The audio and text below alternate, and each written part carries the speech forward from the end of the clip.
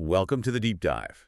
Today we're cutting straight through the noise of the financial headlines. Yep, we're going right to the heart of the Asia-Pacific real estate market, specifically a really eye-opening transaction in Hong Kong. Okay, let's unpack this right away. What happens when a major hospitality asset loses almost half its value? We're talking 44% in just 2 years. It's a huge number. It's more than just a tough sale. Yeah. That's a massive distress signal for an entire market segment. And that's the core drama we're getting into. We're diving into a major sale by Emperor Entertainment Hotel, or Emperor EH. They're the hospitality arm of the huge Emperor Group. And the asset is a serviced apartment block. That's right. Our mission here is really for you, the listener, to get the key financial signals from this deal. We're talking about the sale of a property called the Unit Davis. So we'll connect the dots between this one transaction and the bigger challenges for extended stay assets in Hong Kong. Exactly. This is your shortcut to understanding how a real estate downturn actually works on the ground in Asia Pacific. All right, so let's start with the money shot, the asset itself and that staggering price drop. Emperor EH sold its 57-unit serviced apartment block. And this property, the Unit Davis, it's at 22 Davis Street in Kennedy Town. It's a 22-story building, so it's substantial. It's got a gross floor area of just over 20,000 square feet, 57 serviced apartments, plus a retail space on the ground floor. And when they bought it back in 2022, this was seen as a prime asset, right? Yeah. Designed for that high-end corporate long-term stay market. Absolutely. So the agreed sale price for the whole thing, HK $275 million. Which in US dollars is what, around 35 million? About $35.4 million, yeah. But that number, it really doesn't mean anything without the context. And here's the kicker. Here's the shock. That HK $275 million is a 44% drop in value from what they paid for it just 2 years ago. 44%. In Yeah. 2 years. That isn't just a bad investment. That is a 5-alarm fire. It screams systemic problem. It's an immediate signal that something is fundamentally wrong with valuations in this specific sector. I really want to pause on that number. A 44% loss is not a market correction. It's a hemorrhage. It suggests they were forced to sell. It was urgent. It does. So, okay, if we look past the loss itself, the big question is why?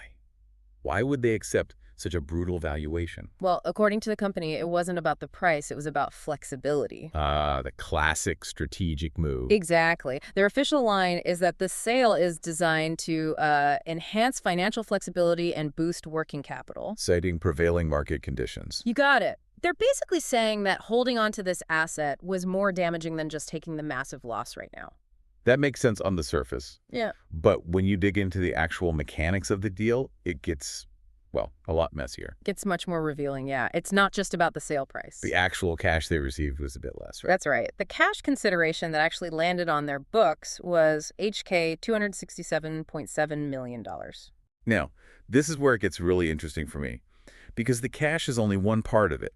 There was a huge catch on the debt side to make this sale even happen. This is the critical nuance. To close the deal, they had to forgive a massive shareholder loan tied to the Unit Davis. And the size of that loan. It was HK $433.3 million. They had to just write it off, wipe it clean. Whoa, wait, let's break that down because that's a huge detail. Yeah. A shareholder loan, that's internal debt, right? Yeah. Money the parent company loaned to this specific project to keep it afloat. Precisely. So they're not defaulting on a bank. They're taking the loss on their own books. A huge one. So forgiving a loan of over 430 million Hong Kong dollars means the property itself, and the rental income from those apartments, it wasn't even close to covering its own internal debt. Not even close. The debt was just dead weight. The asset's income stream was collapsing, and the loan was completely unserviceable. So think about that. The property sells for $275 million on the open market, but it's carrying this internal IOU of $433 million that it can't pay back. Right. So to make the property attractive to a buyer, they had to zero out that internal debt first. They had to realize that massive loss internally before they could even make the external sale. That just highlights the extreme pressure they were under. Is that really strategic? Or is it just stopping the bleeding? I think it's a calculated retreat. They decided that realizing the loss now was better for the entire group's cash flow. It's about prioritizing liquidity and a clean balance sheet over, pretending the asset was still worth what they paid for it. A strategic retreat under duress, then. That's a perfect way to put it, and we actually know what they're planning to do with that cash. Oh, really? Yep. They're taking about half of the net proceeds, so half of that HK $267.7 million, and using it to settle the balance on another acquisition they made. Another service department building. Another one, yeah. It's called the Unit Soho, and it's in the Central District. Okay, so that's a very tactical shift. They're taking this massive loss on an asset in Kennedytown, which is a bit outside the core business hub. And they're using the cash to shore up their position in a prime central asset. Which is historically a much stronger, more resilient business district. The rest of the cash just goes to general working capital, I assume. That's right. So it shows they're not just running away, they're aggressively repositioning. They're betting on their core assets while cutting the fat. Exactly. And it's important for you to know they're not getting out of the business entirely. They still have service departments in Happy Valley and Wanchai, plus hotels. They're just consolidating. Which brings us to the bigger picture. Because to really understand this, you have to see that the Unit Davis sale, it's not some isolated incident. Not at all. It's part of a much wider trend. The sources we looked at are very clear on this. They called it a wave, I believe. A wave of service department assets being put on the market across Hong Kong. And they all share one thing in common. Let me guess. They're all selling at big discounts. Significant discounts to their previous purchase prices. This isn't just one company's problem. It's a systemic repricing of this whole asset class. And this model, the service department, it's usually seen as pretty stable. I mean, companies like Movan Stay have built their business over decades connecting professionals with these kinds of extended stay options.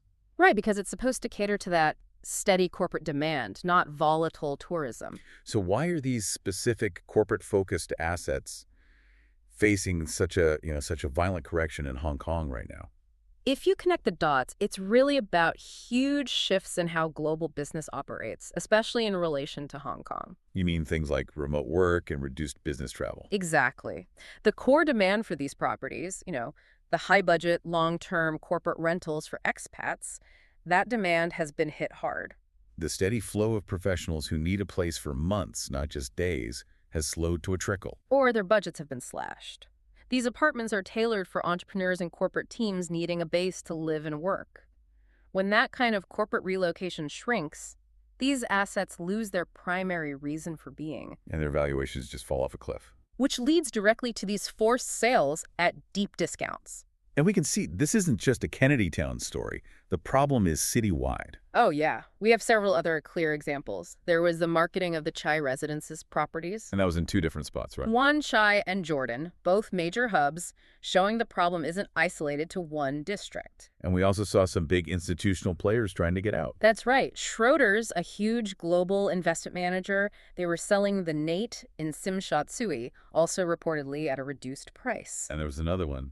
The Mercer. Yeah, Hannison Construction sold the Mercer in Sheungwan. So let's just list those off. Kennedytown, Sheungwan, Wanchai, Jordan, Tsim Sha Tsui. It's a full cross-section of prime Hong Kong real estate. And what that tells you, the listener, is that this isn't about one bad building or one bad neighborhood.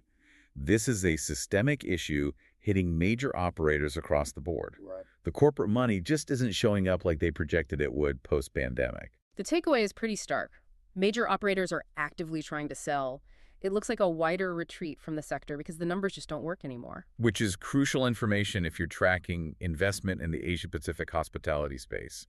A sector that was built for professional stability is suddenly facing instability from these huge macro trends. So to kind of synthesize the main message here, this sale by Emperor EH, it really shows the incredibly high cost of holding on to an underperforming asset in a falling market. It forces companies to choose. Do you protect the book value of the asset, or do you protect your own financial flexibility? And they chose flexibility, and that choice required them to not only swallow a 44% loss, but also, and this is so critical, to write off that massive HK $433 million internal loan just to make the sale possible. It's the financial definition of shedding dead weight to stay afloat. Absolutely. And that leads us to our final thought for you to mull over. If a company as big as Emperor EH sees a 44% loss, plus forgiving a $433 million loan as a strategic and necessary move. As a good decision, even. Right. What does that tell you about the pressure on all the other owners in the Hong Kong market who haven't sold yet? You have to wonder how many of those other assets are carrying similar amounts of hidden, unserviceable internal debt on their books. That's the real context you need when you see the next transaction headline from the region. The Unit Davis sale is more than just a sale. It's a piece of evidence. It's a data point confirming a fundamental reevaluation of these long-term corporate housing assets is happening right now. Couldn't have said it better myself. Yeah. Thank you for joining us on this deep dive into the pressures reshaping Hong Kong's service department market. My pleasure. We look forward to diving into your next stack of sources.